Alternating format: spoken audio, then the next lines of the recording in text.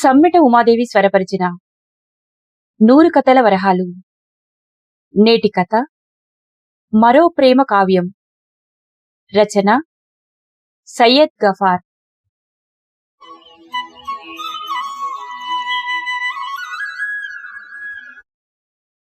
రాత్రి 9:30 అయింది. ఎర్రగడ్డ గోకుల్ టాకీస్లా మొదటి ఆట సినిమా ఇడిసిపెట్టిండ్రు.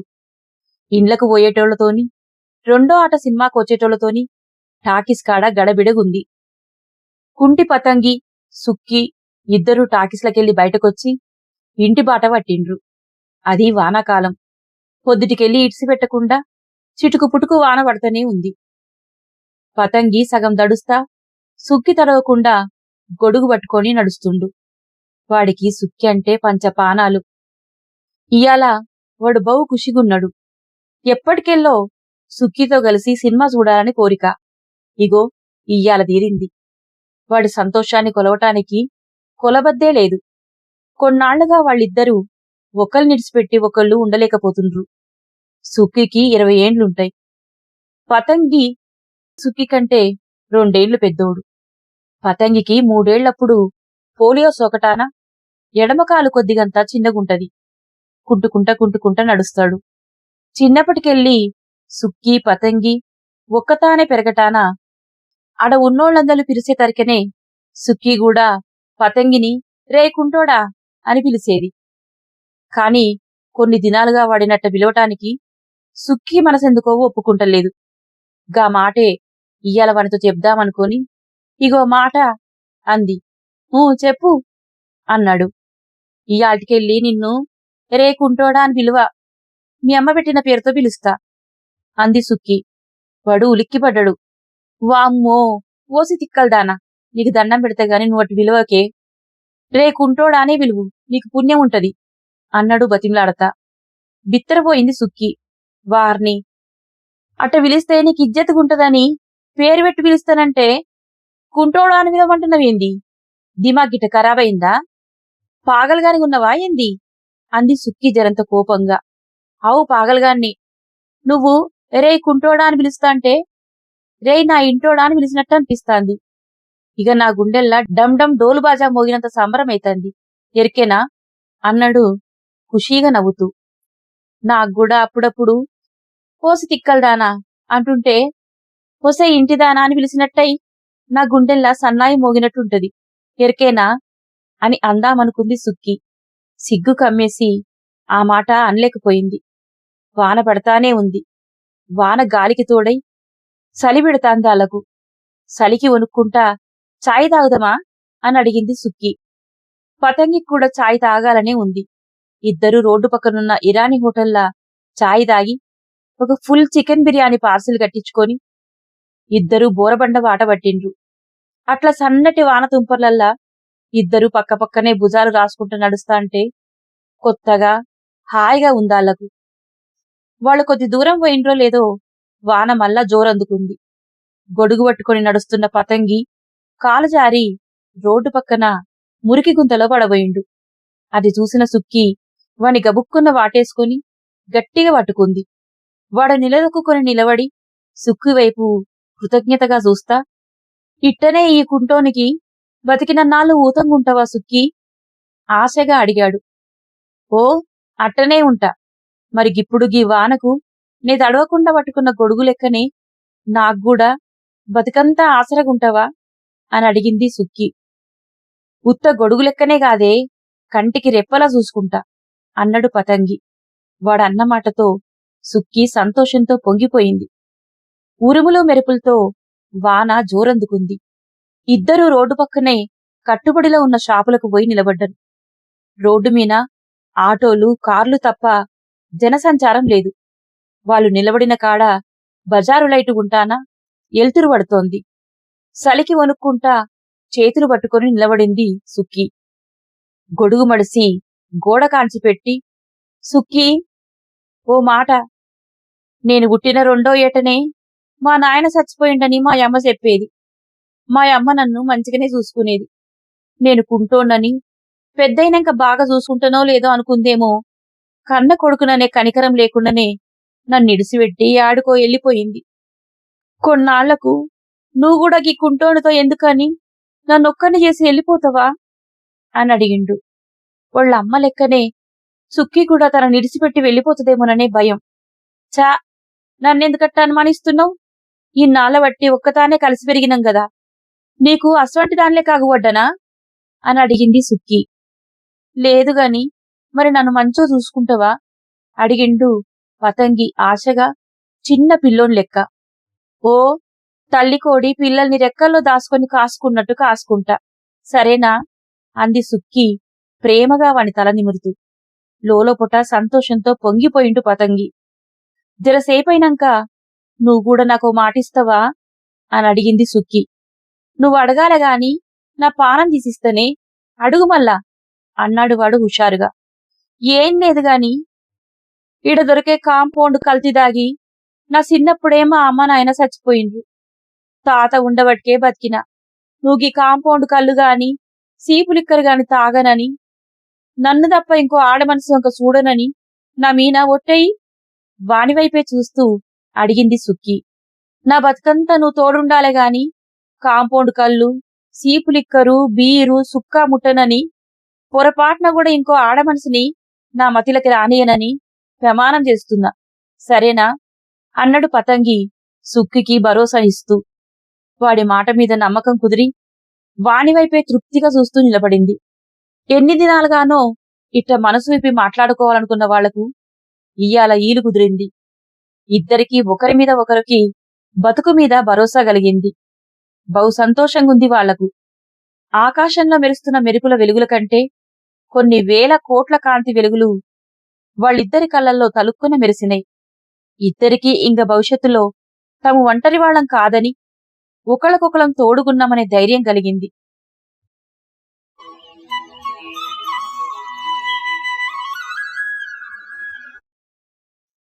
వాన జరంత తగ్గి సన్న ముసురుగా మారింది. ఈ వాన ఇంతకంటే తగ్గేటట్టు లేదుగాని ఇంక పోదంపా అంది సుక్కి ఆకాశంకెళ్ళి చూస్తా. సరే పా పోదాం అని చెప్పి గొడుగు ఇప్పి పట్టుకున్నాడు పతంగి. ఇద్దరూ నడుచుకుంటా మోతీనగర్ సెంటర్ దాటిండ్రు.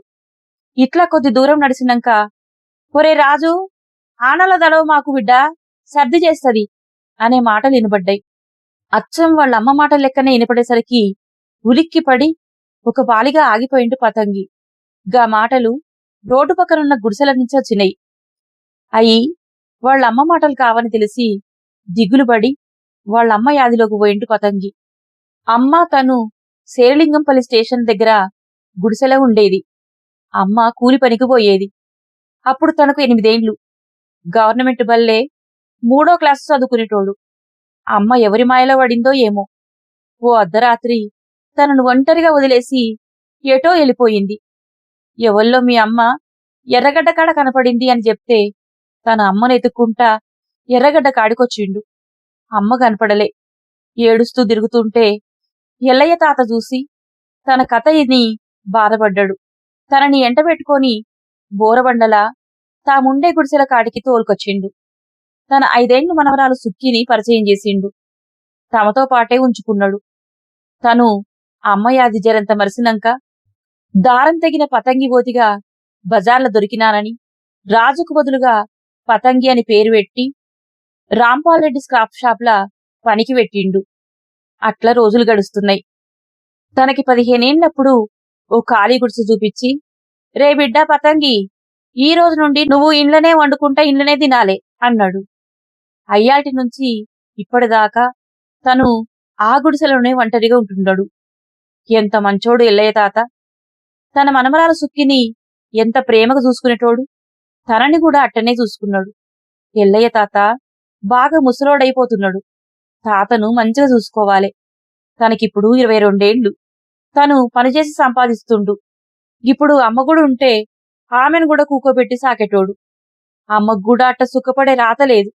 పిచ్చి అమ్మ యాడుందో ఎట్టుందో అని అమ్మ గురించి, తనను చేరదీసి నెనరుగా అక్కును చేర్చుకున్న ఎల్లయ్య తాత గురించి ఆలోచించుకుంటూ నడుస్తున్న పతంగికి తను పనిచేసే స్క్రాప్ షాప్ కాడికి వచ్చింది కూడా ఎరకగాలే. రాత్రి 10 అయితాంది. ఇంతసేపటిదాకా యాడికి పోయిండ్రా? రాంపాల్ రెడ్డి సేటు మాట వినపడంగానే సోయిలకొచ్చి తలగోక్కుంటా సినిమాకు పోయినం సేటు అన్నాడు పతంగి. సరే అయితే మాయగాని మన ఇంటికి పోయి ఈ మందులు సేటమ్మకిచ్చిరాపో అని చెప్పి మందులున్న పాల్తిన్ సంచి పతంగి చేతికిచ్చి, నేను పని మీద శంషాబాద్ వెళ్తున్నానని రాత్రికి ఇంటికి రానని సేటమ్మకి చెప్పు అని చెప్పి ఆటో కిరాయిలకని 200 వాడి చేతిలో పెట్టిండు సేటు. పతంగి చిన్నప్పటి నుంచి సేటు తానే పనిచేస్తూ పెరిగిండు కాబట్టికే రామరెడ్డి సేటు మాటంటే వానికి చాలా గౌరవం. అందుకనే మారు మాట్లాడకుండా తన చేతిలోని బిర్యానీ పొట్లం సుక్కి చేతికిచ్చి పోయొస్తానన్నట్టు సైగ చేసిండు. బిర్యానీ పొట్లం అందుకొని సుఖి కూడా సరే పోయిరా అన్నట్టు తలూపి తమ గుడిసెల వైపు వెళ్ళిపోయింది. పతంగి రోడ్డు దాటిండు. సనత్ నగర్ పోవాలంటే ఇక్కడంగా ఎర్రగడ్డ పోయి ఆడంగా మళ్ళా ఇంకో ఆటో ఎక్కాల. గొడుగు మనసు పట్టుకొని ఎర్రగడ్డ పోయే ఆటో ఎక్కిండు.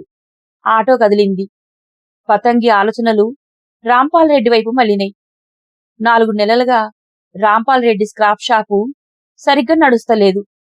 దినాం 4-5 లారీల స్క్రాప్ లోడ్ ఎత్తేటోడు. ఇప్పుడు వారానికి 1 లారీ లోడ్ కూడా సరిగ్గా ఎత్తట్లేడు. ఆడ కొత్తగా ఏరేటోళ్లు స్క్రాప్ షాప్ పెట్టిండ్రు. రాంపాల్ రెడ్డి కంటే కొత్త షాపోల స్క్రాప్కు ఎక్కువ డబ్బులిచ్చి కొంటుండ్రు. 4 డబ్బులు ఎక్కువస్తాయి కాబట్టికి గుడిసెలోళ్ళందరూ స్క్రాపును గా కొత్త షాప్లోనే అమ్ముడు షురూ చేసిండ్రు. రాంపాల్ రెడ్డి కూడా ఎక్కువ రేట్ ఇస్తానంటున్నా గాని షాపుకు వస్తలేరు, గీడ స్క్రాప్ అమ్ముతలేరు. అక్కడ పెద్ద రాజకీయం నడుస్తున్న సంగతి పతంగికి ఇప్పుడిప్పుడే అర్థమైతుంది. బోరబండ బస్టాండ్ దగ్గరలో ఉన్న 2 ఎకరాల పోరంబోకు ఖాళీ జాగల అప్పటి ఎమ్మెల్యే మనుషులు కబ్జా చేసి చిత్తు ఏరుకొని బతికే 60 కుటుంబాలని ఇండ్ల పట్టాలిస్తామని చెప్పి పిలుచుకొచ్చి ఆడ గుడిసెలేపించిండ్రు. వాళ్ల తరపున ఆ జాగా మీదికి ఎవరూ రాకుండా నిగ్రాని చేసేటందుకు రాంపాల్ రెడ్డికి స్క్రాప్ షాప్ పెట్టించి ఆడ కూకోబెట్టిండ్రు. గా షాపు 10 ఏళ్లు బాగానే నడిచింది. ఏడాది కిందటనే అసెంబ్లీ ఎన్నికలల్లా గా ఎమ్మెల్యే ఓడిపోయిండు. రాష్ట్రంలో వాళ్ళ పార్టీ కూడా ఓడిపోయింది. కొత్త పార్టీ అధికారంలోకి వచ్చింది. గెలిచిన కొత్త ఎమ్మెల్యేకు కోట్ల విలువైన గుడిసెలున్న జాగా మీద కన్నుబడింది. మాజీ ఎమ్మెల్యేకు ఆ జాగా దక్కకుండా చేసేందుకు వేసిన ప్లాన్లో భాగంగా అక్కడ పోటీగా వాళ్ల మనిషితో కొత్తగా స్క్రాప్ షాప్ పెట్టించి నిఘా పెట్టిండు. అప్పటికెళ్లి రాంపాల్ రెడ్డి షాపులా గిరాకీ తగ్గుతూ వచ్చింది. ఇప్పుడైతే పురాగా తగ్గింది. వ్యాపారం ఇట్టనే సాగితే రాంపాల్ రెడ్డి షాపు ఎత్తేసుడు ఖాయం అనిపిస్తుంది. రాంపాల్ రెడ్డికి పెట్టుబడి పెట్టే మార్వాడి సెటుతాన మధ్యవర్తిగా పనిచేసే ఇస్మాయిల్ కాకనే ఈ కథ అంతా పతంగికి చెప్పి ఓ సలహా కూడా ఇచ్చిండు. రే పతంగి, ఈ షాపు నడుచుడు కష్టం, నువ్వు ఏరే దగ్గర పని చూసుకో బిడ్డా అన్నాడు. నువ్వే ఏడన్న పనికి కుదిరి కాక అన్నాడు పతంగి. రే బిడ్డా పతంగి, నువ్వు ఎవల్తాన పనిచేసుడెందుకు? ఏరే కొత్త బస్తీలా క్రాఫ్ట్ షాప్ పెట్టుకోనీకి అడ్డా చూసుకో. సేటుకు నీ గురించి చెప్పి పెట్టుబడి కింద 2 లక్షల బాకీ ఇప్పిస్తా, వ్యాపారం చేసుకో అని చెప్పిన ఇస్మాయిల్ కాకా మాటల్లో యాదికొచ్చి పతంగి కలల్లో తలుక్కున ఓ మెరుపు మెరిసింది. సుక్కికి తనకు లగ్గమైనంక సొంతంగా షాప్ పెట్టాలే. ఈ గుడిసె ఖాళీ చేసి షాపుకి దగ్గరలో చిన్న సిమెంటు రేకుల గది కిరాయికి తీసుకొని గా ఇంట్లకు మారాలే. అట్లా ఆలోచిస్తున్న పతంగి ఎర్రగడ్డ కాడ ఆటో బ్రేక్ పడడంతో ఆలోచనలు బంద్ చేసి ఆటో దిగిండు. సేటు ఇంటికి చేరుకుండు. మందుల సంచి సేటమ్మకిచ్చి, నేను పోతున్న సేటమ్మా అని వెనక్కి తిరిగిండు. బయట వాన దంచి కొడుతుంది. అది గమనించిన సేటమ్మ, గీ వానలా యాడికి పోతావురా? అన్నం పెడతా, తిని పడుకో, పొద్దునే పోదుగాని అంది. పతంగి ఆలోచనలా పడ్డాడు. సుక్కి బిర్యానీ తినకుండా నేనొస్తానని ఎదురుచూస్తాందేమో, నువ్వు తాత తినురి అని చెప్పాల్సింది అనుకున్నాడు. సేటమ్మ తువ్వాలిచ్చి, కాలు చేతులు కడుక్కొని రాపో, అన్నం పెడతా, తిని పడుకుందుగాని అని వంటగదిలకు పోయింది. గోడ గడియారంలా టైం 12 అయితాంది. తనక్కూడా ఆకలి బాగానే అయితుంది. తినకపోతే సేటమ్మ కోపడుతుంది. తింటమే మంచిదనుకున్నాడు. కాళ్ళు చేతులు గడుక్కోనొచ్చి కూకుండు. సేటమ్మ ప్లేట్లా అన్నం పెట్టుకొచ్చింది. తిన్నంక పడుకోనీకి సాప దుప్పటి దిండు ఇచ్చింది. అన్నం తిని నీళ్లు తాగంగానే కడుపులా సలి మొదలైంది. దుప్పటి నిండుగా కప్పుకొని పడుకుండుగాని నిద్రొస్తలేదు. సుక్కే కళ్ళలా తిరుగుతాంది. పిచ్చిదానికి నేనంటే ఎంత ప్రేమ! రేపే టైం చూసుకొని సుక్కికి నేనంటే ప్రేమ, నాకు సుక్కి అంటే ఇష్టమని ఎల్లయ్య తాతకు చెప్పి ఎంటనే లగ్గం పెట్టేయమని కూడా చెప్పాలే. లగ్గమైనాక సుక్కిని పువ్వు లెక్క చూసుకోవాలే అనుకున్నాడు. ఎంతకు నిద్ర పడతలేదు. అటూ ఇటూ దొర్లిలేసి కూకొని టైం చూసిండు. 2 దాటింది. వాన జరంత దగ్గింది. వానికి సుక్కే జ్ఞాపకం వస్తున్నది. గీడ ఉండబుద్దైతలేదు. పోదమనుకున్నాడు. సేటమ్మ బెడ్రూంలకు చూసిండు. ఆరోగ్యం బాగలేక సేటమ్మకు కూడా నిద్ర పట్టక లేసి కూకోనుంది. అప్పుడే లేసి కూకున్న పతంగి వైపు చూసి వాడు కూడా నిద్రపోలేదని గ్రహించి, ఏందిరా వాన తగినట్టుంది పోతవా అని అడిగింది. వాడు అవు నేను పోతా అన్నాడు. పతంగి లేసి పక్క దుప్పట్లు ముడిచిపెట్టి గొడుగు తీసుకొని బయటపడ్డాడు. సన్న ముసురు పట్టింది. పావుగంటలా ఎర్రగడ్డ చేరుకున్నాడు. హోటళ్లు తెరిసే ఉన్నాయి. వేడి ఛాయ్ ఒకటి తాగి బోరబండ వాట పట్టిండు పతంగి. 6 గంటలకు తాముండే గుడిసెల కాడికి చేరుకుండు. నిద్రలేసి గీ టైంలోనే ఎల్లయ్య తాత ఛాయ్ తాగా హోటల్కు పోతాడు. సుక్కి తన కోసం ఎదురుచూసి తినకుండా అట్లనే పడుకుందో ఏమో. అట్లా ఆలోచిస్తా సుక్కి వాళ్ళుండే గుడిసె కాడికి పోయిండు.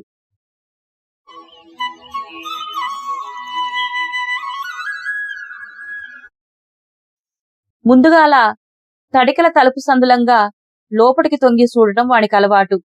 అట్లనే ఇప్పుడు కూడా సందులంగా లోపలికి తొంగి చూసిండు. లోపల ఏదో పరదా గట్టి ఉంది. లోపట ఏం కనిపిస్తలేదు. కొత్తగా గీ పరదా ఎందుకు గట్టిండ్రో అనుకుంటా చీకట్లనే సన్నటి కట్టెపుల్లు ఎత్తుక్కొని తలుపు సందులో దూర్చి లోపలున్న పరదాను పక్కకు జరిపి చూసిండు. అంతే, వాడి గుండె బల్లున పగిలింది.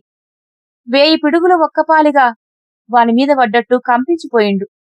వాని మనసు తునాతునకలయింది. అయినా నమ్మలేకపోతుండు. మళ్ళా చూసిండు. కల కాదు, నిజమే. సగం బట్టలు లేకుండా సుక్కి మత్తుగా నిద్దట్లో ఉంది. కాళ్ళు చేతులు సుక్కి మీదేసి వాటేసుకొని నిద్రపోతుండు సేటు రాంపాల్ రెడ్డి. సేటు సుక్కినేదో మాయ చేసిండు. అట్లా అనుకోంగానే ఆవేశంతో నరాలుబుకుతున్నాయి పతంగికి. తట్టుకోలేకపోతుండు. కళ్ళు ఎర్రగా నిప్పుగోళా లెక్క అయినాయి. రాత్రి తనను కావాలనే మాయమాటలు చెప్పి మందుల వంక పెట్టి వాళ్ళింటికి తోలి నా పానమైన నా సుక్కిని నా గాకుండా చేస్తాడా? ఈ నా కొడుకుని బతకనియ్యా, ముక్కలు నరికెయ్యాల, అంతే, నరికెయ్యాల్సిందే. అట్లా అనుకున్నది తడువుగా ఎప్పుడో పాత ఇనుప సామాన్లలో వచ్చిన మూరెడు పొడవున్న కత్తిని గుడిసెలో దాపెట్టింది యాదికొచ్చింది. అంతే, రాంపాల్ రెడ్డి రక్తాన్ని తాగాలన్నంత కసితో క్షణం ఆలస్యం చేయకుండా పతంగి తన గుడిసెకాడికొచ్చి లోపలికి పోయి చేతిలోని గొడుగును మూలకిసిరేసి కత్తి తీసి రాయి చూసుకొని సర్ర సానబట్టిండు.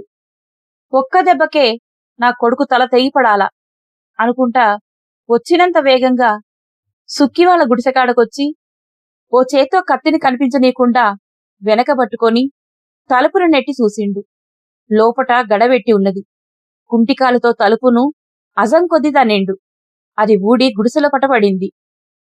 బయట కుక్కలు మురుగుతున్నప్పుడే రాంపాల్ రెడ్డి నిద్రలేసి బట్టలేసుకొని తనకు లేత కొబ్బరి ముక్కలాంటి సుక్కి భార్యగా దొరికిందని, ఇక తన పాచిక అద్భుతంగా పారిందని రాంపాల్ రెడ్డి తృప్తిగా సంతోషంగున్నాడు. సంపదను పోగేసుకునేందుకు ఏసే ఎత్తుగడల్లో పెద్ద పెట్టుబడిదారునికి చిన్న పెట్టుబడిదారునికి పెద్ద తేడా ఏముండదు. ఇద్దరిది ఒకటే సిద్ధాంతం. అమాయక శ్రమజీవుల్ని నయానో భయాన్నో లోబర్చుకోవటమే. రాంపాల్ రెడ్డి కూడా గదే చేసిండు. ఒక్క దెబ్బకు 2 పిట్టల్లా సుక్కి తనకు దక్కింది. గుడిసెలోళ్ళందరికీ సుట్టమైనందుకు వ్యాపారం నిలబడింది. అట్టా సంతోషకరమైన ఆలోచనల్లో మునిగి ఉన్న రాంపాల్ రెడ్డికి గబాలన తలుపు తన్ని లోపలికొచ్చిన కుంటోని చూసి చిరాకేసి, ఏంద్ర కుంటోడా, తలుపు ఇరిగేలాగా తన్ని లోపలికొచ్చినావు, ఏం కొంపలంటుకున్నాయి మందులు సేటమ్మకిచ్చినవా అని అడిగిండు. అనుకోనిది జరిగేసరికి కంగారు పడి తేరుకొని ఇచ్చొచ్చిన సేటు అన్నాడు పతంగి. రాంపాల్ రెడ్డి పొడువుగా, లావుగా, బలంగా ఉంటాడు. పతంగి కోపంతో ఉడికిపోతూ, నా కొడుకు పడుకొని ఉంటే గనక ఈ పాటికి తల తెగిపడేది అనుకున్నాడు. తెచ్చిన కత్తిని రాంపాల్రెడ్డి కంటపడకుండా చొక్కా లోపల వెనక దాపెట్టుకున్నాడు. ఇప్పుడేం చెయ్యాలో తోస్తలేదు వాడికి. కోపంతో లోపట కుతకుతా ఉడికిపోతూ, బతికిపోయినవు నా కొడుకా అనుకొని రెప్ప వేయకుండా రాంపాల్ రెడ్డినే గుర్రగా చూస్తూ నిలబడ్డాడు. వాడి కళ్ళు చింత నిప్పుల్లాగున్నాయి. కుంటోడు అనుమానించి తనను తప్పుగా అర్థం చేసుకున్నాడని గమనించి, రేయ్ పతంగి, నిన్న నీకు చెప్పడం మరిసినా, రాత్రి సుక్కిని నేను పెళ్లి చేసుకున్నా. సుక్కి దగ్గరికి పోయి ఇక చూడు అని సుక్కి మెడలో కట్టిన పసుపుతాడు చూపించి, సుక్కి నా రెండో భార్య. ఇక నుండి సుక్కిని పేరు పెట్టి పిలువకు, చిన్నసేటమ్మ అని పిలువు. సమజయిందా? గీ సంగతి ఇప్పుడిప్పుడే పెద్ద సేటమ్మకు ఎరకగానియద్దు అని జేబులంగ డబ్బులు తీసి అల్లంగా 1000 రూపాయలు తీసి పతంగి జేబులో పెడుతూ, ఓ జత బట్టలు కొనుక్కో, చికెన్ బిర్యానీ గిట్ట తెచ్చుకొని దావత్ చేసుకో, నా పెళ్లి దావత్, అర్థమైందా అని పతంగికి చెప్పి అటువైపు తిరిగి పడుకున్న సుక్కితో, సుక్కి, నేనెళ్తున్నా, 11 వస్తా, లేసి స్నానం చేసి రెడీగుండు, సొమ్ములు గొననీకి బంగారం కొట్టుకు పోదాం అని పతంగితో, పోతున్నరా కుంటోడా అని చెప్పి వెళ్ళిపోయిండు రాంపాల్ రెడ్డి. పతంగికి సర్రున మండింది. ఎవడ్రా కుంటోడు? మీ బుద్ధులు కుంటియి, మీరు కుంటి నా కొడుకులు. సావు బతుకులో ఉన్న ముసలి ఎలిగాడు కుంటి నా కొడుకు. ఇగో చేసేదంతా చేసి నన్ను మోసం చేసి మెరగనట్టు నంగనాచిలాగా పడుకుందే గీ సుక్కి, అది కుంటిది. ఇక్కడ ఎవడ్రా కుంటోడు?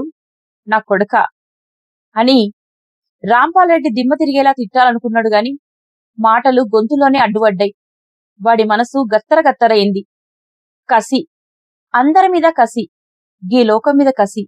అంతే, కసిగా బయటకొచ్చిండు. కాండ్రించి గుడిసె మీద తుపుక్కున ఉమ్మేసి గబగబా తన గుడిసెకు పోయి కత్తిని మూలకు విసిరేసి తలుపేసుకొని వలవలా ఏడ్చిండు. సుక్కి ఇంత అన్యాయం చేస్తదనుకోలేదు. తను సుక్కిని పానం కంటే ఎక్కువగా ప్రేమించిండు. మరి సుక్కి ఎందుకిట్ట మోసం చేసింది?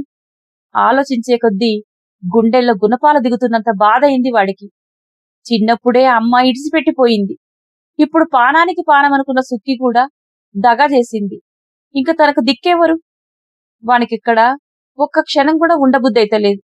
బొందిలో పానముండగా మళ్ళా సుక్కి ముఖం చూడకూడదు. సుక్కికి కనపడకుండా దూరంగా వెళ్ళిపోవాలనుకున్నాడు. అంతే, లేసి బ్యాగులో బట్టలు సర్దుకున్నాడు.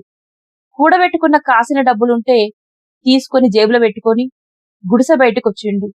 ఆఖరిసారిగా అక్కడున్న గుడిసెల వైపు చూసిండు. ఎన్నో జ్ఞాపకాలు గుండెలో నుంచి తన్నుకొచ్చి దుఃఖాన్ని అణివి పట్టుకొని వానలో తలుచుకుంటా రోడ్డున పడ్డాడు పతంగి.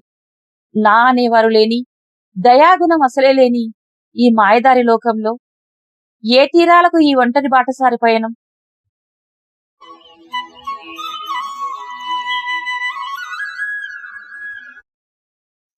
రాంపాల్ రెడ్డి వెళ్ళిపోయిన కొద్దిసేపటికే బయటికి పోయిన పతంగి కాండ్రించి ఉమ్మేసింది గుడిసె మీద కాదని, తన మీదేనని సుక్కికి అర్థమైంది. తననిట్టా చూసి వాని గుండె పగిలి ఉంటది. నా రాజు ఎంత బాధపడ్డాడో ఏమో, సుక్కి మోసగత్తె అనుకున్నాడో ఏమో. అట్టా ఆలోచిస్తుంటే సుక్కి కళ్ళల్లో కన్నీళ్లు వరదలా పొంగుకొస్తున్నాయి. 2 చేతులతో తల బాదుకుంటూ గుండెలవసేలా ఏడ్చింది. అసలు రాత్రి ఏం జరిగిందో ఒక్కొక్కటిగా యాద్ చేసుకోబట్టింది. సేటిచ్చిన మందుల సంచి పట్టుకొని బిర్యానీ పొట్లం తన చేతికిచ్చి ఎల్లొస్తా అన్నట్టు సైగ చేసి వెళ్ళిపోయిండు పతంగి. తానేమో తాముండే గుడిసె కాడకొచ్చింది.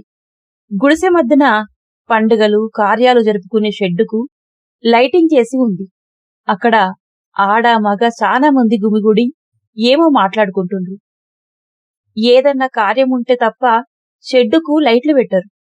తనకు ఎరకలేకుండానే ఏం జరుగుతుందిక్కడ అనుకుంటా షెడ్డు కాడికొచ్చింది తను. అంతల్నే అగ్గో సుక్కి వచ్చింది అన్నరెవరో గుంపులంగా. ముగ్గురు వదినలు, 2 అక్కలు తన కాడికొచ్చి, యాడికి పోయినవు పిల్ల, గింత రాత్రిదాకా, జల్దివా అంటూ తనని తాముండే గుడిసెకాడికి లాక్కొచ్చిండ్రు. తడిసి ముద్దైనవా పిల్ల, తానం చేద్దుగానిపా అనుకుంటా తానాలు చేసే తడికల సాటుకు తనని పట్టుకపోయిండ్రు. అప్పటికే గోలెంలా ఎవరో వేడి నీళ్లు తోడుపెట్టిండ్రు. బలవంతంగా తనని కూకోబెట్టి తానం చేయిపించిండ్రు.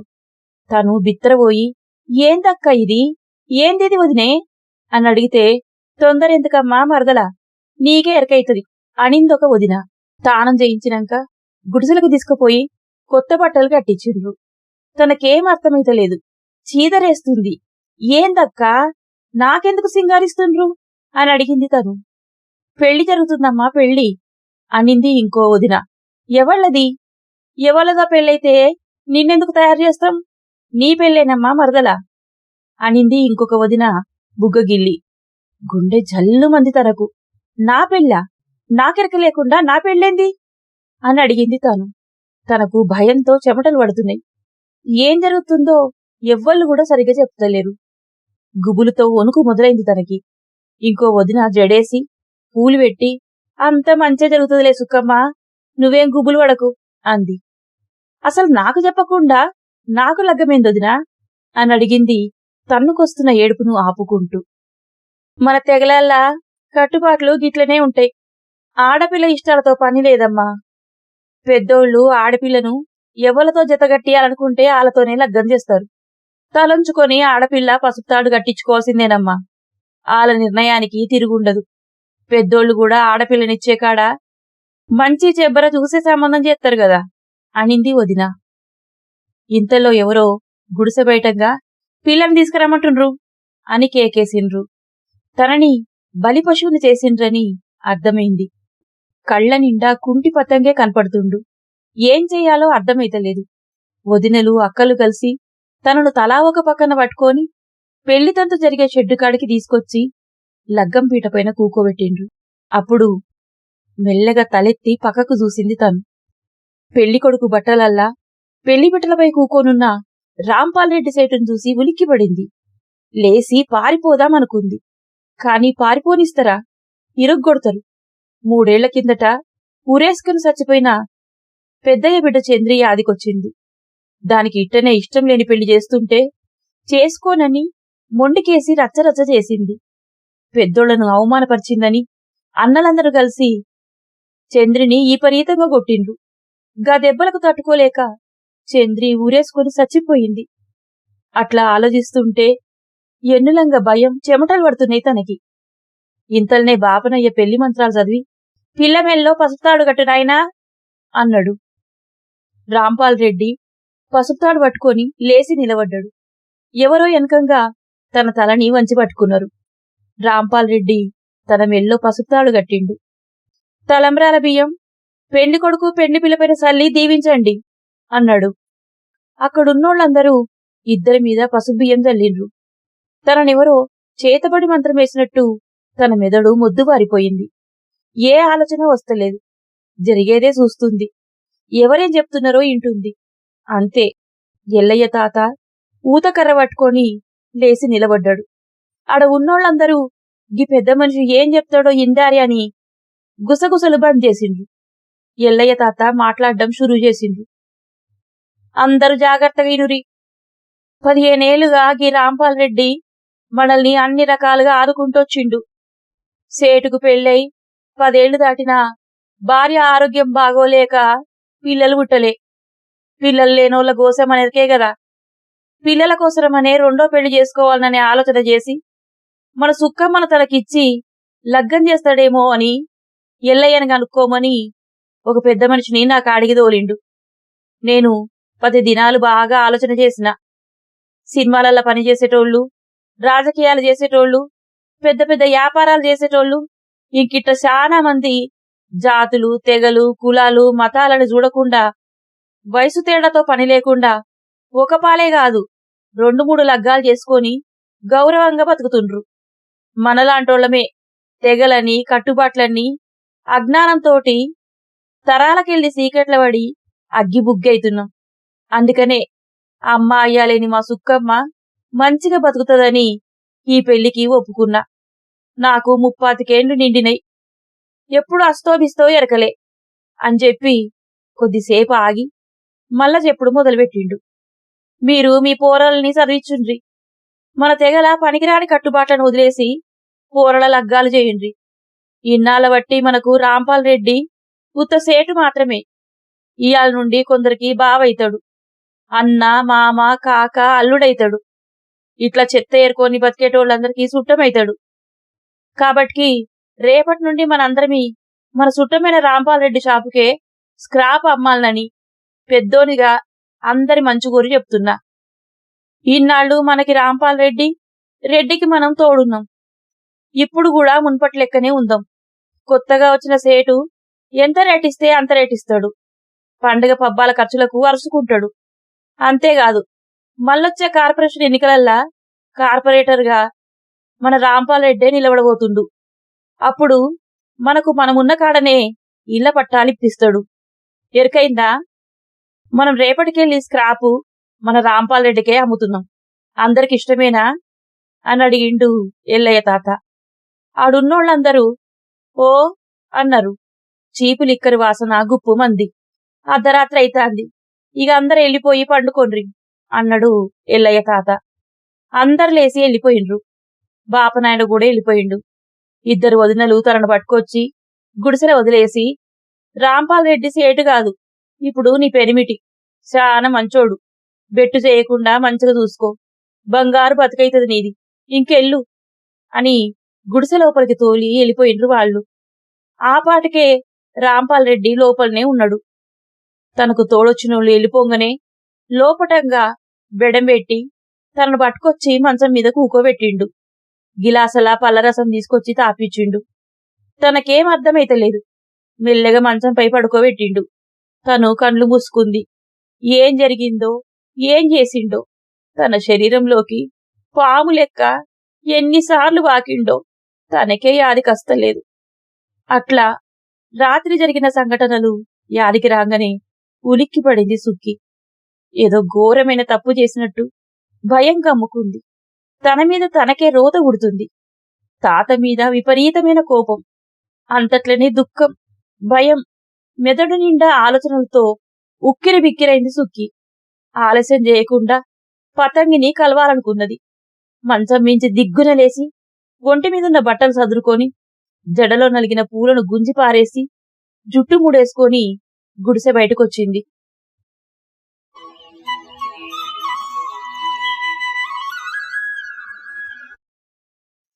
ఉదయం 6 కావస్తుంది. చల్లగాలి ఇస్తోంది. అంత సలిలోనూ స్నానానికి సన్నీళ్లు తోడుకుంది. పెళ్లికి గట్టిన పసుపు బట్టలు తీసి బురదలోకి ఇసిరేసింది. చేతులకున్న గాజులు పగలగొట్టింది. మెడలోని పసుపు తాడు దెంపి మురికి కాలువల ఇసిరేసింది. రాంపాల్ రెడ్డి ఎక్కడెక్కడైతే తడిమిండో అక్కడక్కడ సబ్బు, కొబ్బరి పీచుతో రుద్దుకొని స్నానం చేసింది. పోయిన సంక్రాంతి పండక్కు పతంగి కొనిచిన కుర్తా పైజామా, చున్నీ చెక్క పెట్టలంగా తీసి వేసుకుంది. గాజులు దొడుక్కుంది. అద్దంలో చూసుకుంటా నుదుట బొట్టు బిల్ల పెట్టుకుంది. రేకుంటోడా, అన్ని నువ్విచ్చిన ఏరాకుంటోడా, అన్ని నీయే, ఈ సుక్కి కూడా నీదేరా అని వాడికి చెప్పాలనుకుంది. ఇంకా తనకు ఏ పాపం ఎరకలేదని, తను ఏ తప్పు చేయలేదని, గిదంతా తాత, పెద్దయ్యలు, అన్నలు కలిసి చేసిండ్రని వాళ్ళకు ఎదురు చెప్పలేక తలంచుకున్న శాతగాన్ని దానిరా, నన్ను క్షమించరా కుంటోడా, ఇగో చూడు సేటు కట్టిన పసుపు తాడు తెంపేసి వచ్చిన, నన్ను క్షమించినా అని నువ్వనేదాకా నీ కాళ్ళు వదలరా అని వాని కాళ్ళు పట్టుకొని వదలకూడదనుకున్నది. ఇంకా సిటారు కొమ్మల్లా ఆకుల సాటున శత్రువుల కంటపడకుండా పిట్టలు గూడు కట్టుకొని కాపురమున్నట్టు మనం కూడా గిల కంటపడకుండా ఏడన్నా దూరంగా పోయి బతుకుదాంరా అని వాడికి చెప్పాలనుకుంది. తడి జుట్టును ముడేసుకొని పరుగులాంటి నడకతో పతంగి గుడిసె కాడుకొచ్చింది. గుడిసె తలుపులు తెరిసే ఉంది. లోపలికి పోయి చూస్తే పతంగి లేడు. గుడిసెలంతా చిందరవందరగుంది. వాడి బట్టలు లేవు. పాత ట్రంకు పెట్టె కూడా తెరిచి ఏవో సర్దుకుపోయినట్టుంది. నన్నిడిసిపెట్టి ఉండలేక ఎటో వెళ్ళిపోయిండని అర్థమై ఏడుస్తూ కుప్పగూలిపోయింది సుక్కి. గుండె బాదుకుంటూ వలవలా ఏడుస్తూ, రే కుంటోడా, మానం పోతే మంచి మనసుతోటి మంచినీళ్ళతోటి కడిగేసుకుంటే శుభ్రమైపోతుందిరా. కాని పానం పోతే ఎట్టా బతికేదిరా? నువ్వు నా పానాన్ని రాకుంటోడా? నువ్వు లేకుంటే నేనెట్టా బతికేదిరా? తల బాదుకుంటూ గోడుగోడున ఏడుస్తూనే ఉంది. మళ్ళా ఏదో మతిలకొచ్చి ఒక్కపాలే ఏడవటం ఆపేసి ఆడెక్కడికి ఓడు, నా కోసం బస్టాండ్లనో రైల్ స్టేషన్లనో కూకొని ఎదురుచూస్తా ఉంటాడు అనుకొంది. బస్టాండు దగ్గరలోనే ఉంటది. అంతే, గబుక్కున లేసి పరిగెత్తుకుంటా బోరబండ బస్టాండ్ కాడుకొచ్చింది. పతంగి కోసం బస్టాండ్లా అన్ని దిక్కులా ఎతికింది. పతంగి ఏడ ఆగుపడలేదు. కొండలన్నా, కుంటి పతంగి ఇటు గనక అగుపడ్డా? ఆ అగుపడ్డాడు, గంట ముంగట్నే భరత్ నగర్ ఆటో ఎక్కిపోయిండు అన్నాడు కొండలు. ఆ పక్కనే భరత్ నగర్ పోయే షేరింగ్ ఆటో నిలబడి ఉంటే ఎక్కి కూకుంది. పావుగంటల రైల్ స్టేషన్ కాడ దింపిండు ఆటోవాల. స్టేషన్లో అప్పుడే ఓ పాసింజర్ రైలు వచ్చి ఆగి ఉంది. ఆటో అతనికి డబ్బులిచ్చి ప్లాట్ఫామ్ దిక్కుగా పరిగెత్తింది సుక్కి. ఎక్కటోళ్ల దిగటోళ్ల హడావిడితోని స్టేషను రద్దీగా ఉంది. పతంగి కనిపిస్తాడేమోనని సుక్కి కళ్ళు ఆశగా ఎతుకుతూనే ఉన్నాయి. దేవుడా, కుంటోణ్ణి యానికి ఓనీకుండా ఆపేయి దేవుడా అని దేవునికి మొక్కుకుంటా పెద్ద పెద్ద అడుగులేస్తూ ప్లాట్ఫామ్ ఎక్కింది. రైలు వెనక నుండి మూడో పెట్టెలో పతంగి ఎక్కుతున్నట్టు అగుపడ్డాడు. అప్పుడే రైలు కూతేసి కదిలింది. రే కుంటోడా, నేనొచ్చినరా, నువ్వు పోమాకు, నన్ను ఇడిచిపెట్టి పోమాకురా, నేనొస్తున్నా, నీతోనే ఉంటా అంటూ ఇంకా ఏవేవో కేకలేసుకుంటా రైలెంట ఉరుకుతాంది.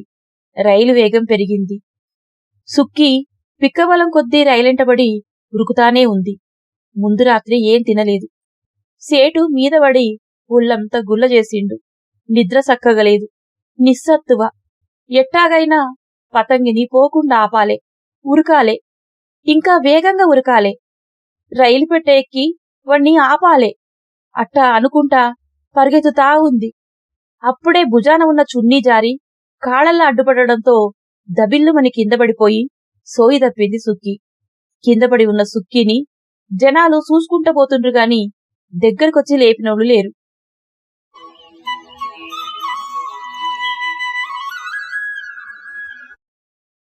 గంట గడిసింది.